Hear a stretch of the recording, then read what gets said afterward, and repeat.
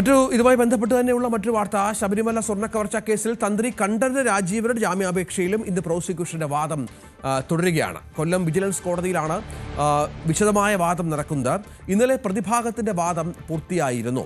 വാസുവിന്റെ ജാമ്യാപേക്ഷയിലും ഇന്ന് വാദമുണ്ട്. SIT കുറ്റപത്രം സമർപ്പിക്കാത്തത് വാസുവിന്റെ അഭിഭാഷകൻ ചൂണ്ടിക്കാട്ടും. എസ് വിനീഷ് ഏറ്റവും പുതിയ വിവരങ്ങളുമായി ചേരുകയാണ്. വിനീഷ്, തന്ത്രി ജയിലിലാണ്, N വാസു ജയിലിലാണ്. സ്വാഭാവിക ജാമ്യം എന്ന തരത്തിലേക്ക് എത്തുന്ന പശ്ചാത്തലം ഇതുവരെ ഒരുങ്ങിയിട്ടില്ല. നമുക്കറിയാം, കുറ്റപത്രം സമർപ്പിക്കാൻ അവരുമായി ബന്ധപ്പെട്ട ദിവസങ്ങളുണ്ട്. വാസുവിൻ്റെ അഭിഭാഷകൻ പക്ഷേ ഇക്കാര്യം ചൂണ്ടിക്കാട്ടുന്നുണ്ട് എന്നാണ് മനസ്സിലാക്കുന്നത്.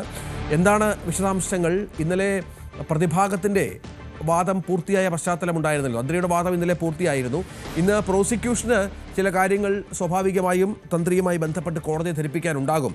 എന്തൊക്കെയാണ് പ്രോസിക്യൂഷൻ കരുതി വച്ചിരിക്കുന്ന ആയുധങ്ങൾ? തീർച്ചയായും Rajitha, good morning.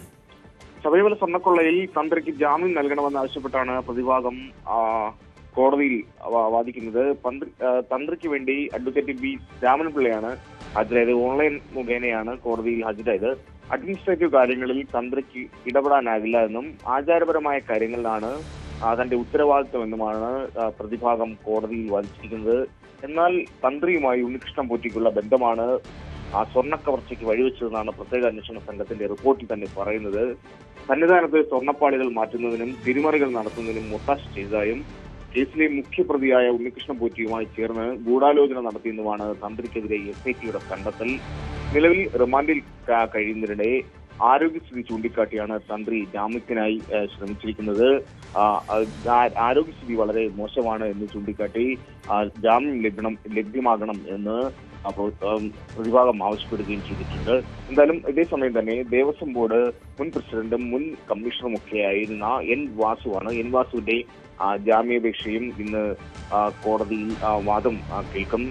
November 11-നാണ് N വാസുവിനെ SIT അറസ്റ്റ് ചെയ്യുന്നത്.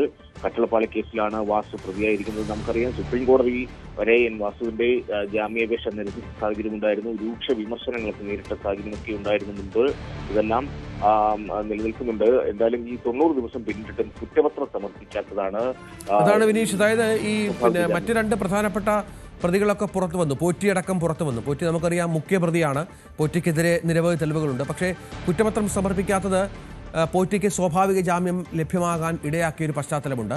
വാസുവും ആ ആനുകൂല്യം പ്രതീക്ഷിക്കുന്നുണ്ട്. വാസുവിൻ്റെ അഭിഭാഷകൻ ഇക്കാര്യം ചൂണ്ടിക്കാണിച്ചിട്ടുണ്ട് എന്നാണ് മനസ്സിലാക്കുന്നത്. ആ ആത്മവിശ്വാസത്തിൽ തന്നെയാണോ വാസുവിൻ്റെ അഭിഭാഷകനും വാസുവിൻ്റെ പക്ഷവും ഒക്കെ മുന്നോട്ട് പോകുന്നത്? സ്വാഭാവിക ജാമ്യം എന്ന ആനുകൂല്യം കോടതി നൽകും എന്നുള്ള തരത്തിലാണോ കാര്യങ്ങൾ? തീർച്ചയായും രഞ്ജിത്ത്, അത് തന്നെയാണ്. അത് പ്രതിയുടെ അവകാശം എന്നോണമാണ് അത് കോടതിയിൽ പ്രതിഭാഗം അഭിഭാഷകർ ചൂണ്ടിക്കാട്ടുന്നത്. 90 ദിവസം പിന്നിട്ട് കിട്ടുന്ന സ്വാഭാവിക ജാമ്യം അത് ഇവർക്ക് അവകാശപ്പെട്ടതാണ്. അപ്പോൾ അങ്ങനെയിരിക്കെ തീർച്ചയായും ജാമ്യം ലഭിക്കാനുള്ള എല്ലാ സാധ്യതയും നിലനിൽക്കുന്നുണ്ട്. എന്തായാലും ഇതുമായി ബന്ധപ്പെട്ടുള്ള വാദം ഇന്ന് തുടങ്ങും.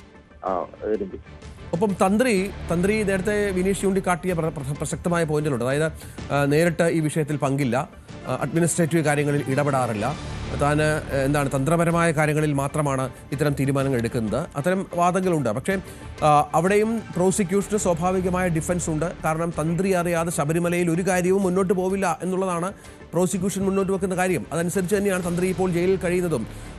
മറ്റെന്തെങ്കിലും കാരണങ്ങൾ ജാമ്യം നൽകാനായി കോടതിയെ ബോധ്യപ്പെടുത്താൻ പ്രതിഭാഗത്തിന് സാധിച്ചിട്ടുണ്ടോ?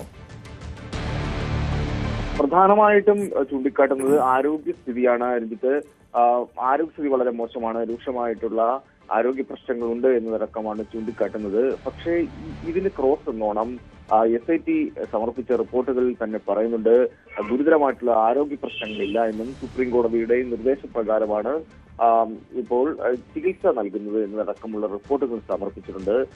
അങ്ങനെ ഇരിക്കെ അതിലും വിശദമായിട്ട് കോടതി പരിശോധിക്കും. കാരണം ഈ ജാമ്യാപേക്ഷയോടൊപ്പം തന്നെ മെഡിക്കൽ റിപ്പോർട്ടുകളും കൂടി സമർപ്പിക്കാനായിട്ട് SITയോട് ആവശ്യപ്പെട്ടിട്ടുണ്ട്. ആ മുറയ്ക്ക് മെഡിക്കൽ റിപ്പോർട്ടും SIT കോടതിയിൽ സമർപ്പിച്ചിട്ടുണ്ട്. ഇന്ന് അതുമായി ബന്ധപ്പെട്ടുള്ള വാദമാകും കൂടുതൽ നടക്കുക. എന്തായാലും ജാമ്യം ലഭ്യമാകുമോ എന്നുള്ളത് നമുക്ക് കാത്തിരുന്ന് കാണേണ്ടതുണ്ട്. നേരത്തെ സൂചിപ്പിച്ചതുപോലെ സ്വാഭാവിക ജാമ്യം ലഭിക്കണമെങ്കിൽ കുറച്ചുനാൾ കൂടി തന്ത്രിക്ക് കാത്തിരിക്കേണ്ടി വരും. എന്തായാലും N വാസുവിന്റെ കാര്യത്തിൽ സ്വാഭാവിക ജാമ്യത്തിനുള്ള എല്ലാ സാധ്യതകളും കാണുന്നുണ്ട്. രഞ്ജിത്ത്, ശരി, വിനീഷാണ് വിവരങ്ങൾ പങ്കുവച്ചത്.